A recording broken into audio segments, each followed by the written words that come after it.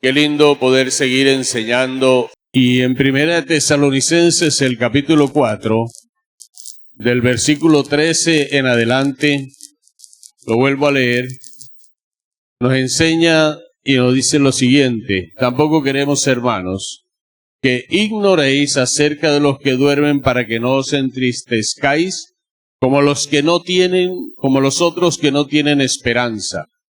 Porque si creemos que Jesús murió y resucitó, así también traerá Dios con Jesús a los que durmieron con él. Por lo cual decimos esto en palabra del Señor, que nosotros que vivimos, que habremos quedado hasta la venida del Señor, no precederemos. Dios descenderá del cielo, y los muertos en Cristo resucitarán primero. Y luego nosotros, los que vivimos, los que hayamos quedado, seremos arrebatados juntamente con ellos en las nubes para recibir al Señor en el aire, y así estaremos siempre con el Señor. Por tanto, alentaos los unos a los otros con estas palabras. Cuando nosotros recibimos al Señor, en mi caso particular, una de las primeras cosas que escuché fue esa, que Cristo viene pronto. De hecho, en cada uno de nuestros servicios, cuando empezaba la alabanza, el director de la alabanza decía a manera de motivación: Cristo viene pronto. Y así como los hermanitos lo graficaron, lo dramatizaron, se preguntaba uno: ¿desde cuándo están hablando de esos? Y habían algunos escépticos que estaban ya aquí hace un tiempo, y nosotros los nuevos les escuchábamos decir: eso lo vienen diciendo hace mucho tiempo. Pues mis queridos hermanos, esta es una gran realidad de la cual la iglesia no puede desconectarse. Porque cuando la iglesia deja que su mente y su corazón sean atrapados por las cosas de esta tierra, por los afanes de este mundo, pierde la noción de saber que nosotros no somos de este mundo, que nuestra ciudadanía está en los cielos. Y amados, cuando el apóstol habla a los hermanos de Tesalónica, desde el capítulo 1 está elogiando la fe de ellos. Está elogiando su trabajo y también elogia la constancia que ellos tienen en la esperanza en nuestro Señor Jesucristo de que Él volvería pronto. Yo no sé usted qué piensa cuando se levanta todos los días y si en su mente está el hecho de que ese puede ser el último día que estemos aquí, porque Cristo puede venir pronto. Porque ese día puede ser el día en que pasarán todas las cosas que hoy nos han sido recordadas y algunos enseñadas por nuestros jóvenes. Ellos, los de Tesalónica, habían recibido la palabra del Señor en medio de gran tribulación, pero lo hicieron con gozo del Espíritu. Y muchas de las advertencias y promesas de Jesús se centran en el hecho que Él regresará como los discípulos le habían visto ir. Y cuando hablamos que Él vuelve, es cuando la ascensión, que aparece en Hechos 1:11, cobra una fuerza extraordinaria para la vida de la iglesia. Porque los discípulos estaban allí con el Señor, y de pronto ven algo fuera de serie, fuera de lo normal. Que Jesús se va levantando y una nube lo recibe y se va. Y antes de eso ellos le han preguntado: ¿cuándo restaurarás el reino de Israel? ¿Cuándo es el tiempo que tú vas a venir a gobernar, a hacer las cosas como deben hacerse? Y Él les dice: no os toca a vosotros saber los tiempos o las sazones que mi Padre puso en su sola voluntad. Pero recibiréis poder cuando haya venido sobre vosotros el Espíritu Santo. De ahí la importancia que quienes estamos esperando el regreso del Señor, debemos estar, hermanos, día a día pidiéndole al Señor que nos llene con la presencia de su Espíritu Santo, porque cuando estamos llenos de la presencia del Espíritu Santo, estamos mirando no las cosas de la tierra, sino las cosas de arriba, y las buscamos. Al mismo tiempo que velamos, nos debemos regocijar, porque cuando Él venga, nosotros seremos transformados a semejanza suya, y reinaremos con Él para siempre. Y Pablo nos instruye en tres cosas que son fundamentales. Primero, que el retorno del Señor trae una esperanza segura. Segundo, que va a ser un regreso de manera súbita. Y tercero, que la sola expectativa de saber que el Señor regresa debe traernos aliento los unos a los otros. Y Él vuelve conforme lo prometió. Él fue a preparar un lugar para nosotros, para que estemos donde Él está. Los ángeles lo confirman cuando le dijeron a los discípulos, Él que se fue, Él ha de regresar así como se fue. ¿Y cómo se fue? En una nube. ¿Cómo va a regresar? En una nube.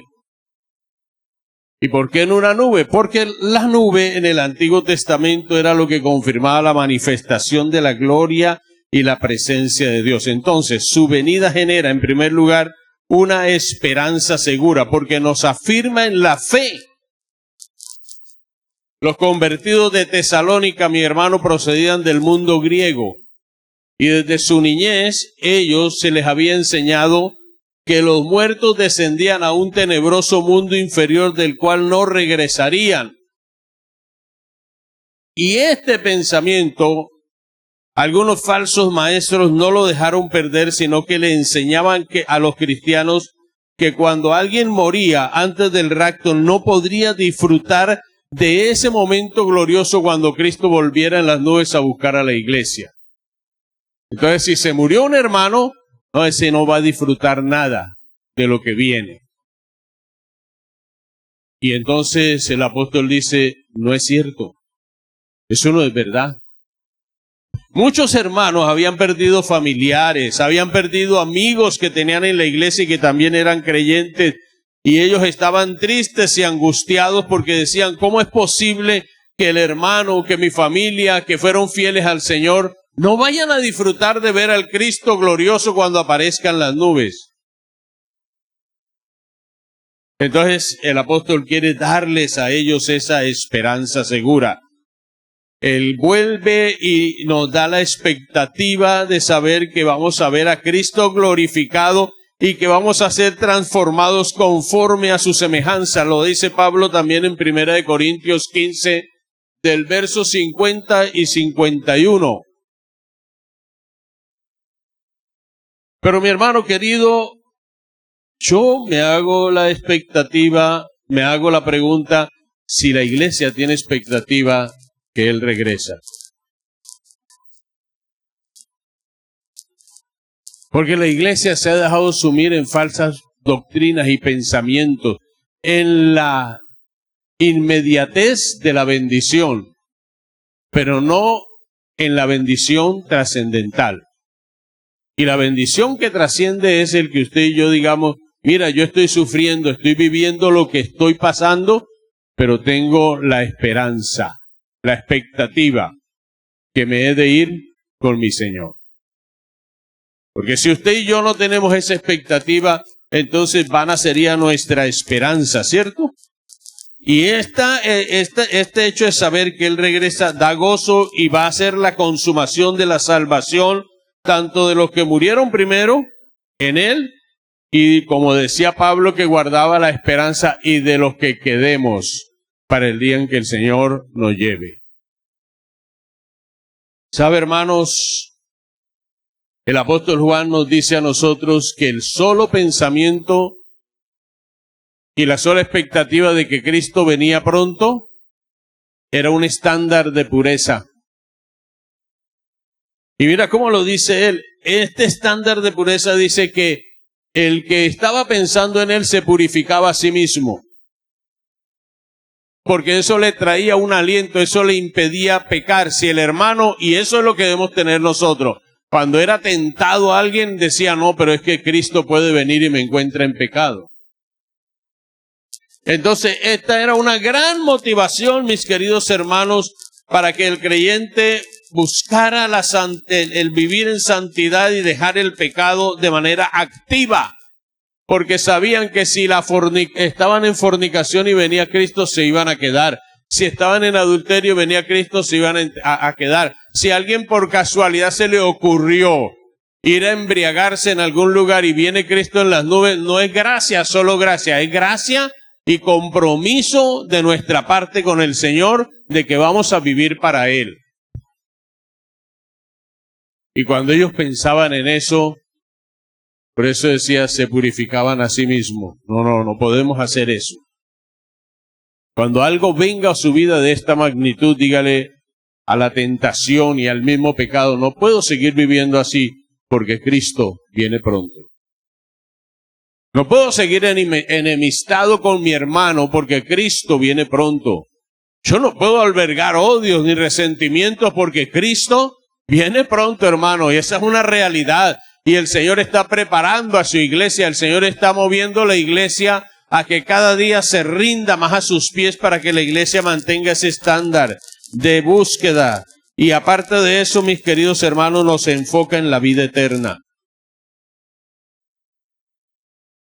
Yo no sé dónde está el enfoque de su vida, pero el enfoque de nosotros, el mío está en que Cristo viene.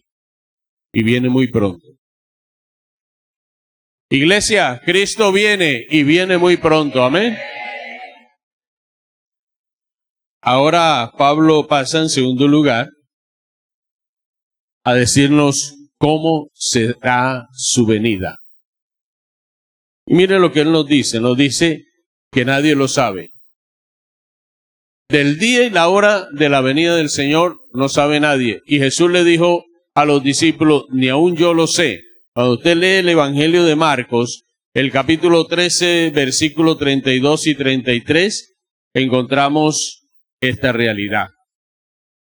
Nadie lo sabe, solo el Padre lo sabe.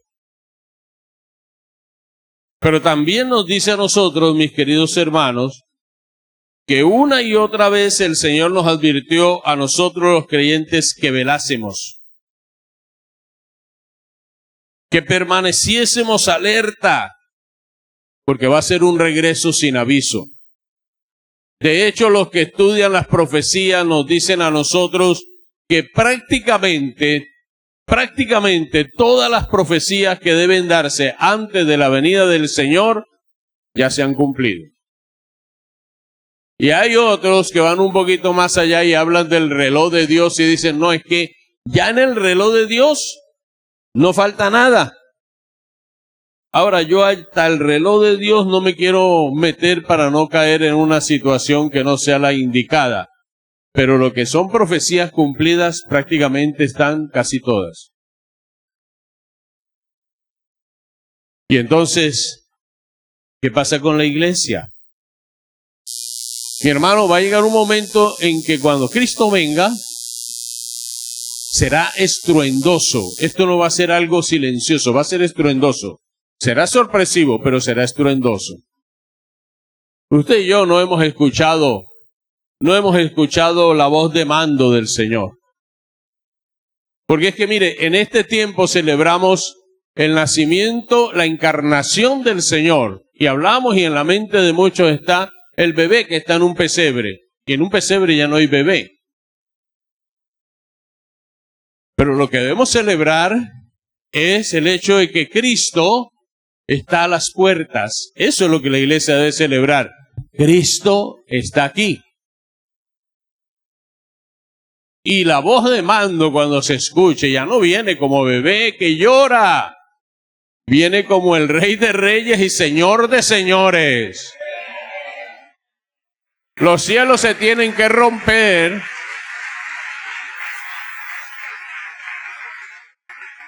Y en una nube viene el Rey de Reyes y Señor de Señores, con voz de mando.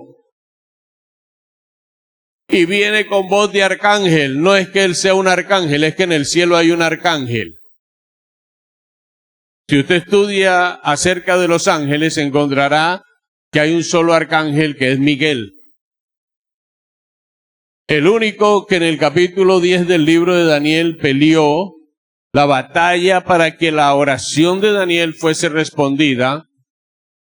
Y el arcángel Miguel, en el orden angelical, al parecer, también alzará su voz para anunciar que Cristo viene por su iglesia. Con voz de mando, con voz de arcángel.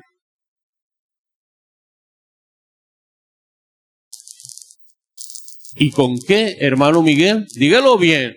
Trompeta de Dios. Y con trompeta de Dios. No quedará un solo habitante en toda la tierra y el universo que no escuchen la voz de mando, la voz de arcángel y la trompeta de Dios, anunciando que el Señor viene por su novia para llevarla a las bodas del Cordero.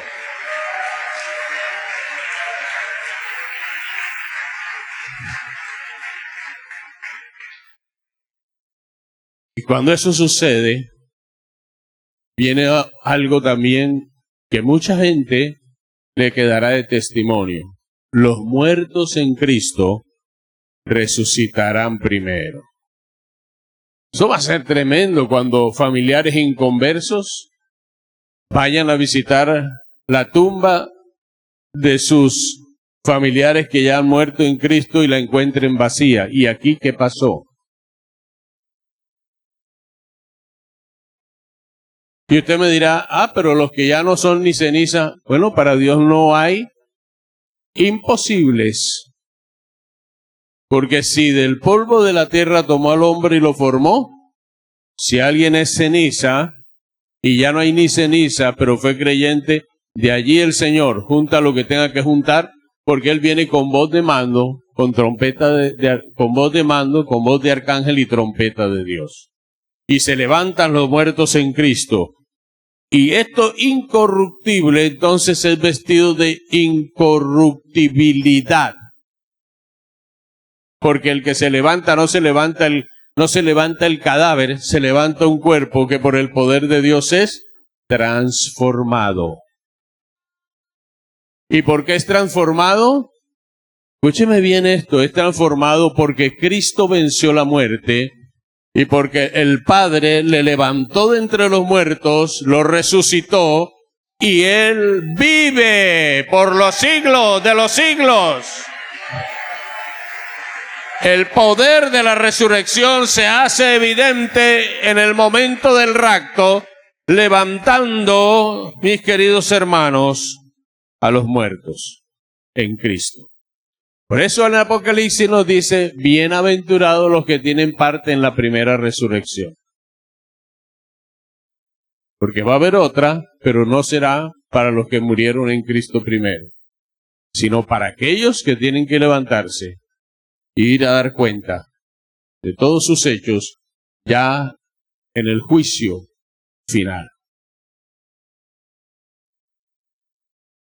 Pero te imaginas que estemos todavía acá. Mira lo que mantenía la mente del apóstol Pablo embargado era el hecho que el apóstol decía, nosotros los que quedemos, él no pensaba en muerte.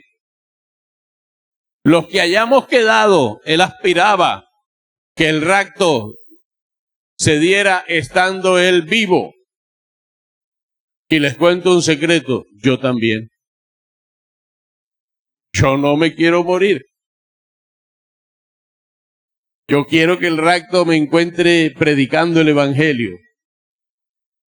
Entonces dice la Escritura, mis queridos, que después que los muertos en Cristo se levanten, usted puede encontrar, querido hermano, en 1 Corintios 15:52, que lo describe Pablo de una manera mucho más detallada, dice que en un abrir y cerrar de ojos. Si guste, parpadee un momento. En un abrir y cerrar de ojos nosotros seremos levantados y nos iremos transformados con cuerpo glorioso a disfrutar eternamente de la presencia del Señor. Y allí, mis queridos hermanos, nosotros nos gozaremos y nos alegraremos y disfrutaremos del lugar que Él fue a preparar para nosotros. ¿Usted ha pensado en alguna ocasión cómo será ese lugar que Dios le tiene ya preparado? Pues vaya cuidándolo con oración, vaya cuidándolo, mi hermano, con una vida consagrada. Vayamos cuidando. Y finalmente Pablo nos dice que somos exhortados a alentarnos mutuamente. Que cobrar ánimo. Esto acá va a terminar. Pablo, en medio del sufrimiento y la lucha de los hermanos, los exhorta a alentarse unos a otros, recordando que la venida, el rapto del Señor por su iglesia. Y cuando usted se aliente, le dice a un hermano, hermano, manténgase firme. Mire que el Señor viene por su vida y viene por usted, por mí también. Eso nos protege del desánimo. Porque no se le olvide que no nos pertenecemos, que Él nos está cuidando, nos rodea con su misericordia y que vamos a estar con Él, pero también nos mantiene enfocados en la eternidad. Experimentemos quebranto, aunque experimentamos el quebranto en nuestro corazón, cuando usted piensa en eso, hermano, cuando su corazón está dolido, cuando usted tiene que llorar, diga, Señor, yo sé que ninguna de las aflicciones del tiempo presente podrán compararse con la gloria eterna que en nosotros ha de manifestarse. Y que nadie nos podrá separar del amor de Dios, que es en Cristo Jesús, Señor nuestro. Y cuando el corazón está herido, el solo hecho de pensar que Él viene pronto nos invita a sanar. No vale la pena perder el tiempo, ni las energías, ni la vitalidad espiritual, guardando cosas en el corazón que no edifican. Vamos a Él, fuente de agua viva, y sigámonos preparando, porque Él vuelve. Él vuelve, hermanos. Él vuelve. Concluimos. La convicción de que Cristo volverá y los creyentes seremos transformados como Él, nos impulsa a prepararnos de forma progresiva y constante en nuestro diario vivir.